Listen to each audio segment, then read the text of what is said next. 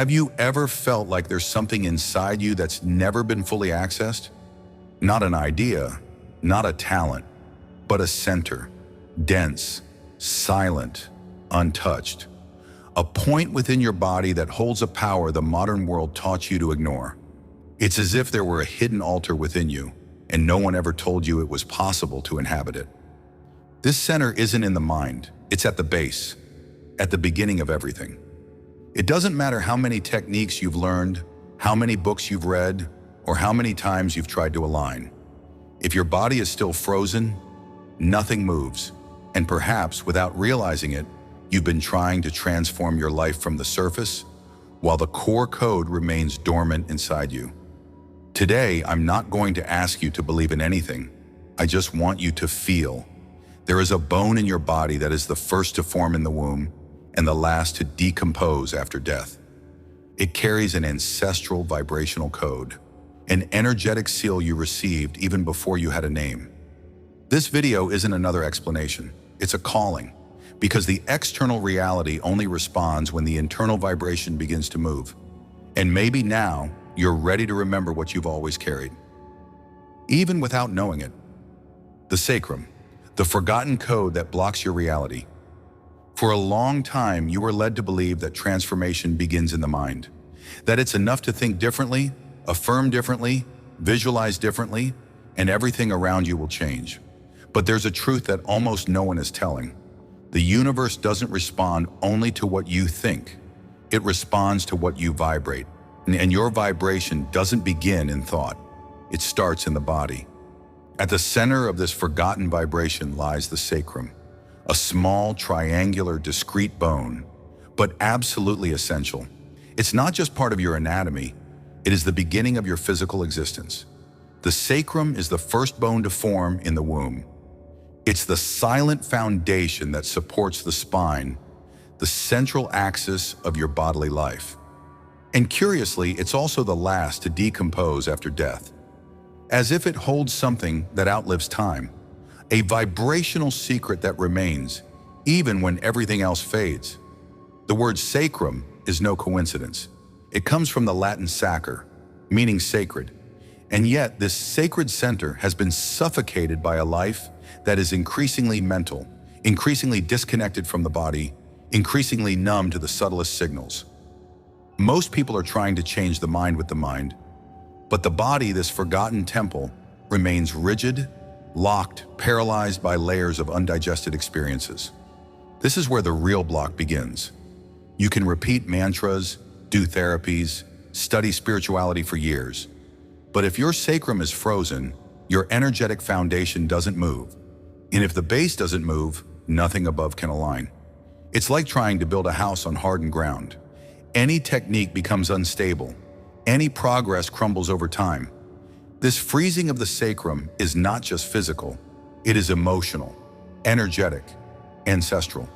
It's linked to old traumas, silent repressions, fears rooted in childhood or inherited from previous generations.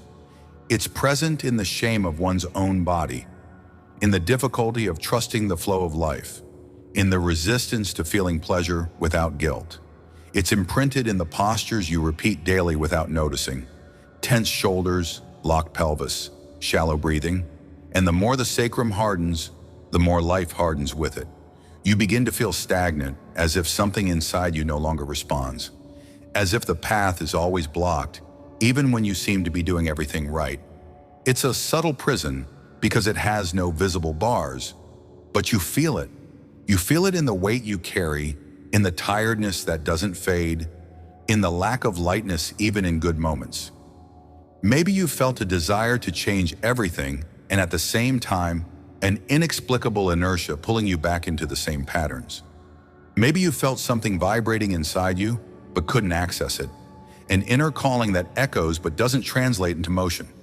This is the sacral block, the forgotten code that prevents expansion.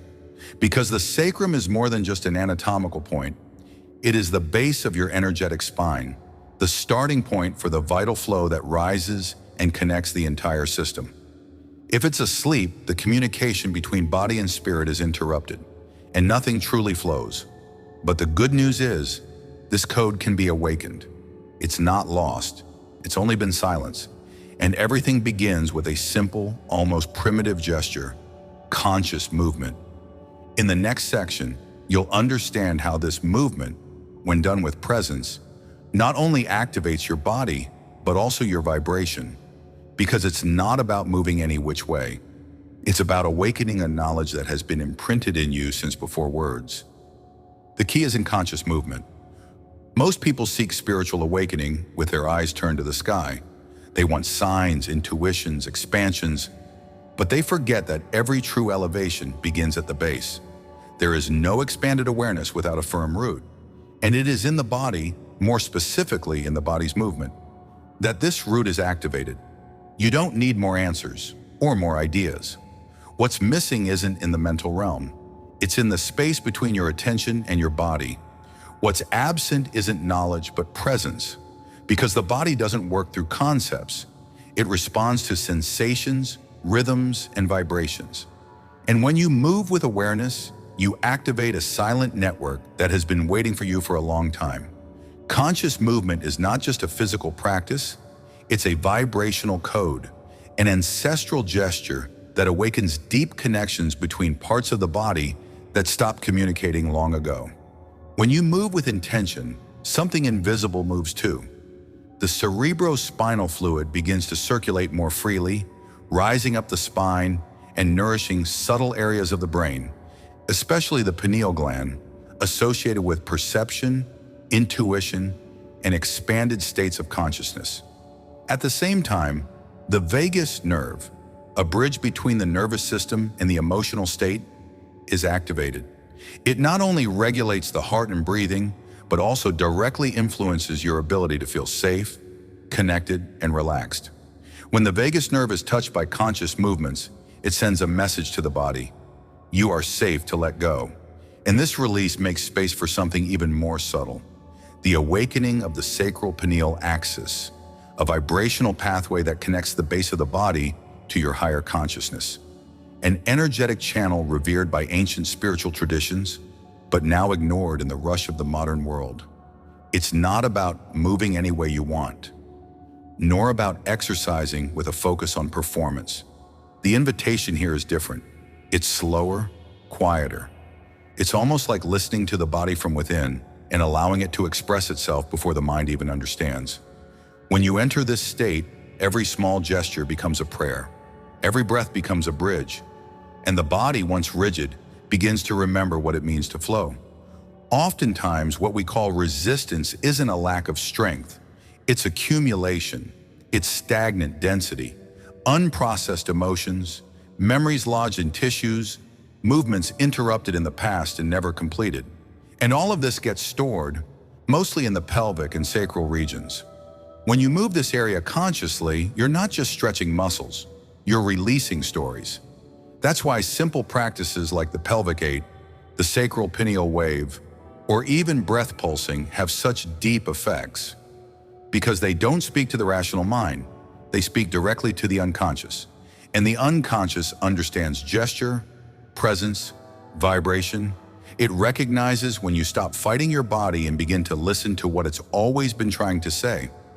In this state, there's no need to force. The less you try to control, the more the body trusts. And as the base warms up, everything around you begins to respond. Emotions flow more lightly. The mind slows down, and external reality begins to reorganize in resonance with this new inner state. It's as if something ancient is being touched, a silent knowing that's always been there, waiting for space to emerge. And not by chance, because the body holds a wisdom that predates language. It carries within its structure gestures passed down through generations, ancestral codes that knew exactly how to move life's energy, long before science tried to explain it. And that's exactly what we're going to explore now. In the next section, you'll discover how different ancient cultures, Egyptians, Toltecs, Taoists, understood the body not as a machine, but as a living altar. A temple where every movement held spiritual meaning, because to them, wisdom wasn't taught, it was felt, and true transformation began with a gesture. ancestral traditions that honored the body as an altar. Long before modern science tried to map the systems of the human body, there were entire cultures that recognized the body as a sacred altar. Not an object separate from the soul, but a living extension of the spirit. These traditions did not seek transcendence outside of matter. They accessed it through it. And the starting point was always the same: movement as ritual, gesture as prayer, the body as a portal. Among the Egyptians, the sacrum was more than a bone. It represented the base of the Jed pillar, a symbol of stability and vibrational resurrection. The Jed was not merely a sacred artifact, it was a silent reminder that true spiritual elevation begins with base alignment. They knew that in order for light to rise up the spine, the root needed to be alive. The sacrum was the beginning of that luminous path. It wasn't just physical, it was energetic, symbolic, ancestral. In Toltec traditions, the body was seen as a drum of consciousness. Sound, rhythm, and vibration were directly linked to how one perceived the world. When the body was out of harmony, reality also sounded distorted. For this reason, circular movements, dance, and rituals involving the body itself were ways of restoring the inner sound, as if each gesture tuned the frequency of the soul. In Taoism, wisdom was found in the silence of the body. They spoke of the lower dantian, an energetic center located precisely in the sacral and pelvic region. It was there that vital energy, chi, accumulated and transformed. Conscious movement of the hips, abdomen, and breath was a way to distill this energy, to transmute tension into flow. It wasn't about forcing, it was about emptying the body of noise so that the spirit could fully inhabit it. Even the ancient Stoics, often viewed solely through the lens of reason, understood the power of gesture before words. They taught that true wisdom reveals itself in the body before it is explained. Self-control for them was not repression, it was listening. It was the ability to feel deeply and move from a calm, present center. It's no coincidence that the masters walked slowly. Each step was a vibrational choice. In all these traditions, the body was not an obstacle to spirituality. It was the path. They knew that the vibration of external reality begins with the state of the internal body, and that when you move with presence, something invisible also realigns. That's why rituals didn't require words but presence. A subtle movement could open portals that the mind could never reach on its own. Perhaps at some point in your life, you felt this, in a simple gesture, in a slower breath, in a deep silence that arose without explanation. Perhaps you felt the body vibrate in a way that didn't come from thought. That is not imagination, it's memory. It's the echo of those wisdoms that still live in you, waiting to be remembered. Not with your eyes, but with your senses. And if these words resonated with you in any way, if they touched an ancient knowing that had been asleep, I invite you to like this video now and write in the comments, "My body is the altar, and I am returning to it." This phrase is not just a statement, it is a vibrational anchor. Writing it with intention helps to solidify in the field what you are beginning to reactivate within yourself. And the most fascinating thing is that all of this, which once seemed mystical or symbolic, is now starting to be confirmed by science. Modern neuroscience is revealing what the ancients already knew in their bones: that conscious movement has the power to alter the body's chemistry, awaken dormant brain centers, and transform your state of being. In the next section, we will explore how the sacrum, breath, and vibration are deeply connected to the nervous system, and why science is finally beginning to catch up with what the body has always known. Neuroscience confirms the chemistry of intentional movement. For a long time, science and spirituality walked separate paths. One sought proof, the other meaning. But in recent years, that gap has begun to narrow. And now, what was once seen as mystical is starting to be validated by increasingly deep neurological and physiological discoveries. Among these silent bridges, one stands out with growing force: the impact of intentional movement on the body's chemistry and consciousness. It all begins with what we call cerebrospinal fluid. It runs along your entire spine, bathing the brain and spinal cord like an inner river of information and protection. What few know is that this fluid is extremely sensitive to movement, especially conscious, gentle, and rhythmic movement. When you move with presence, the flow of this fluid intensifies, nourishing specific areas of the brain, such as the thalamus, the cerebellum, and especially the pineal gland. The pineal is often associated with the so-called third eye, but it is also a real biological organ located at the center of the brain. Studies have shown that its activation is linked to the production of melatonin, serotonin, and other substances that regulate sleep, mood, and the perception of time and space. More than that, when stimulated by vibration and breath, the pineal can release natural psychoactive substances that induce expanded states of consciousness. This means that your body already contains within itself all the elements needed to access deep experiences of presence and connection without requiring external stimuli. You just need to know how to activate them. Another key component in this equation is the vagus nerve. It is the longest nerve in the parasympathetic system and acts as a bridge between the brain, heart, lungs, and gut. Its name comes from the Latin vagare, meaning to wander, because it literally travels through the whole body, delivering messages of regulation and balance. When you activate the vagus nerve through conscious breathing, specific sounds, or subtle movements at the base of the spine, you are not just relaxing. You are changing your internal chemical state. You are signaling to the body that it is safe to let go, that it is safe to exist without tension. This vagal activation reduces cortisol, the stress hormone, and increases oxytocin, the hormone of connection and belonging. At the same time, it increases your heart rate variability, a biological indicator of emotional resilience and adaptive capacity. In other words, when you move with awareness, your body responds clearly. It changes its chemistry, its rhythm, its frequency. Science is also beginning to understand the impact of micro-movements, nearly imperceptible gestures that reorganize deep patterns in the nervous system. Researchers like Bonnie Bainbridge-Cohen show that the body holds movement memories, recorded even before language, and that accessing them allows for the reprogramming of unconscious patterns of protection, rigidity, and resistance. It's as if the body holds hidden pathways that only open when approached with delicate attention. This logic resonates with what thinkers like Joe Dispenza have been proposing, that the body is not only a receiver of the mind, but also a transmitter of vibrational information, and that when you combine intention, presence, and movement, you create an electromagnetic field capable of altering your reality. Not by magic, but through coherence.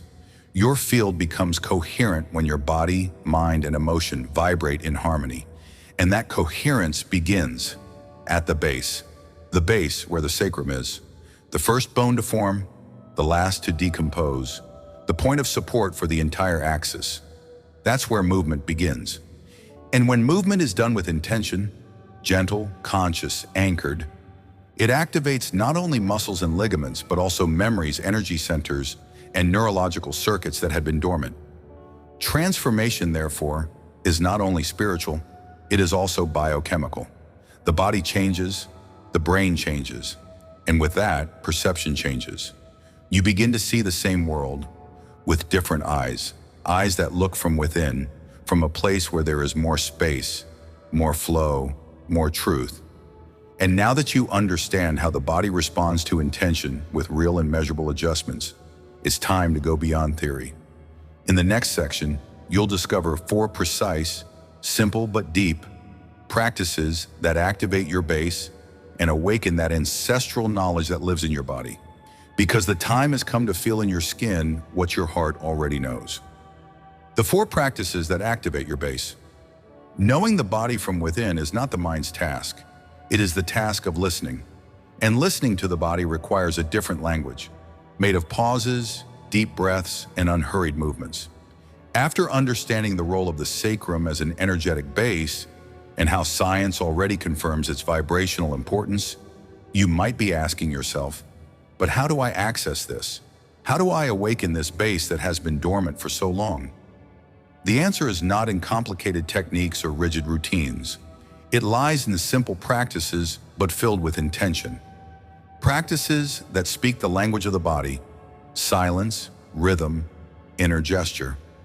It's not about doing something right, but about doing it with presence. Because when presence enters, even the subtlest of movements becomes a key. The first activation happens through an ancestral movement, the infinity trace. Imagine your pelvis drawing a horizontal 8, very slowly, as if trying to massage the center of your being. This pattern stimulates the sacral region without requiring force. It reorganizes deep tissues and releases subtle tensions that you often didn't even know were there. It's a gesture that dissolves stiffness, unblocks flow, and begins to tune the body to a lighter frequency. The second practice moves vertically. It is a wave that begins at the base and rises up the spine to the top of the head. It's not something to be done mechanically. It's more like allowing the breath to guide an internal flow, like a tide rising with each inhale and falling with each exhale. When you move like this, slowly and with intention, you activate communication between the sacrum and the pineal. This is the subtle line that connects instinct and intuition, body and spirit. The third practice is not visible from the outside. It unfolds like a silent, almost imperceptible spiral. It is an internal movement that begins with full attention at the center of the body and slowly expands in circles, as if trying to remind the body that it can move in all directions. This spiral activates cellular memories, touching areas that carry ancient records, frozen experiences, emotions that found no way out. And all this begins to release, not through effort, but through gentleness. The fourth practice is a synchrony between pulse and breath. You feel your heartbeat, maybe in your fingers, chest, or belly, and begin to breathe in the same rhythm. This simple connection between two natural rhythms creates a coherent vibrational field. And this coherence is what realigns the body with the present. When the heart and breath dance together, the nervous system recognizes it is safe to relax, it is safe to let go, it is safe to feel. None of these practices require excessive time. They are not meant to improve the body, but to restore its role as a temple. When you practice, even for a few minutes a day, something begins to change. First, on the level of perception, you feel more, listen more, move with more lightness. Then, in the emotional field, there is more space between stimulus and reaction. And finally, externally, situations that once seemed repetitive begin to dissolve or reorganize. Because the field you emit changes, and what you attract does too. The most beautiful thing is realizing that the body does not resist these practices. It does not fight them. On the contrary, it is grateful, because it always knew. It just needed you to start listening again. And the more you listen, the more it guides you. The body has an internal map of your liberation. It's just waiting for you to stop trying to control it so it can finally show you the way. And if all of this seems too new or too abstract, maybe a story will help. A real story, or maybe a symbolic one, of someone who wasn't seeking techniques, didn't read about spirituality, didn't know words like sacrum or pineal, and yet accessed this power because the body knew. In the next section, you will meet Samuel and how healing began in him, precisely when he stopped trying to understand and simply started to move. The story of Samuel, the unintentional discovery. Samuel wasn't seeking awakening. He didn't read books about energy, didn't attend retreats, didn't meditate. He was an ordinary man with a life marked by silences, obligations, and a constant feeling that something was missing. But he didn't know what. He spent his days trying to meet expectations while carrying an inner weight he couldn't name. It wasn't exactly sadness. It was a thick emptiness, as if something inside him had been forgotten long ago. He had already tried changing careers, changing cities, changing routines, but nothing seemed to truly touch the part of him that was frozen. Sometimes he would wake up with unexplained body aches. Other times he felt his energy simply disappear without warning. He sought doctors, therapists, productivity techniques. Everything seemed to work for a while, until the old pattern returned like a silent tide. What Samuel didn't know was that what held him back wasn't in what he was doing. It was in what he couldn't feel. One day, on an ordinary late afternoon, he went out for a walk without a destination. Not as exercise, but like someone who just needs to breathe away from the noise. The sun was setting, and the wind blew with a softness he hadn't felt in a long time. His steps began to slow down, and without realizing it, he let his body guide him down a path he had never taken before. There, among the trees and the distant sound of birds, something began to happen. It wasn't a vision nor an insight. It was a gesture, small, almost imperceptible, an involuntary movement of the pelvis, as if the body was trying to adjust, stretch, release. Samuel stopped, and for the first time in a long time, he just felt. He felt a warmth rise from the base of his spine, like a silent thread lighting up inside. He felt the air enter in a different way. He felt his legs gently vibrate as if they were waking up. He didn't understand, but he didn't resist either. He allowed himself to remain there, standing, eyes closed, while the body moved on its own. It wasn't a dance, it wasn't stretching. It was as if the body was remembering something ancient, something beyond the mind. In the days that followed, Samuel told no one, but he returned to the same place, always at the same time. Not to repeat what had happened, but to allow it to happen again, whatever it was. Gradually, he began to notice changes. He slept better, woke up lighter. Situations that once irritated him now passed like breezes, and more deeply, he began to notice a strange sensation of being alive. Effortlessly, his body began to open. The stiffness in his joints diminished. His breathing grew deeper. The mind quieted without a fight. And along with this came memories, not as thoughts but as sensations. Childhood recollections, old pains, forgotten images rising like bubbles to the surface and dissolving with the simple act of being present. It was only much later that he discovered words like sacrum, autonomic nervous system, cerebrospinal fluid. He had already gone through it without knowing the names, and that made it even more real, because it didn't come from outside. It came from within. It came from the body that, even after being ignored for so long, never stopped waiting. Today, Samuel walks with a different rhythm, not because he became enlightened or perfect, but because he reconnected with the part of him that had always been there, silent, waiting to be heard. He doesn't talk about it easily, but if someone asks what changed, he answers with few words. The body knew. I just needed to stop fighting. This story isn't about Samuel. It's about all those who carry ancient wisdom in the body but haven't yet heard the call. It's about you, perhaps, who feels that something is asleep but doesn't yet know where to start. And maybe, just maybe, the answer isn't in understanding more, but in moving differently. Because healing doesn't arrive with force. It arrives in the subtle gesture that comes from the soul. And the body always knew the way. We've reached the end of our journey. And maybe now you can feel that the power you've been seeking outside has always been vibrating within you. In the silence of the sacrum, in the forgotten gesture, in the presence that needs no proof. You don't need to force alignment with the universe. You only need to move with awareness, in the right place, with the right listening. The body is the spirit's first home, and the sacrum is its oldest door. It's not about understanding everything, but about trusting what vibrates when you let go of control. If you felt this truth echo somewhere inside you, write in the comments, "I've returned to my center." That way, I'll know you made it to the end, and that something inside you has started to move.